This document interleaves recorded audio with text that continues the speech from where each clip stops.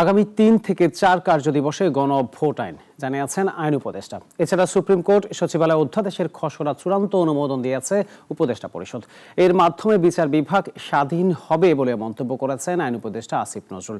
জানান, সাবেক প্রধানমন্ত্রী শেখ হাসিনা এবং সাবেক স্বরাষ্ট্রমন্ত্রীকে ফেরাতে ভারতকে চিঠি দেয়া হবে।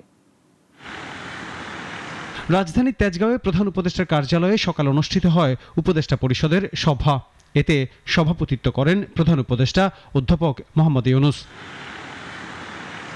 সভা শেষে রাজধানীর ফরেন সার্ভিস একাডেমিতে কথা বলেন আইন উপদেষ্টা ডক্টর আসিফ নজরুল।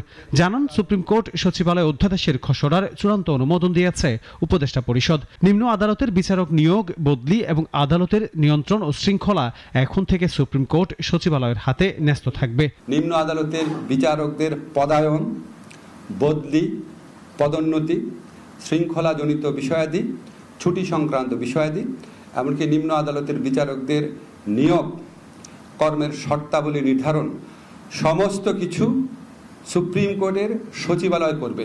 আগামী ৩ থেকে ৪ কার্যদিবসের মধ্যে গণভোট আইন করা হবে জানিয়ে আইন উপদেষ্টা জানান, সাবেক প্রধানমন্ত্রী শেখ হাসিনা এবং সাবেক স্বরাষ্ট্রমন্ত্রী আসাদুজ্জামান খান কামালকে ফেরাতে আন্তর্জাতিক আদালতে যাওয়ার কথা ভাবছে সরকার।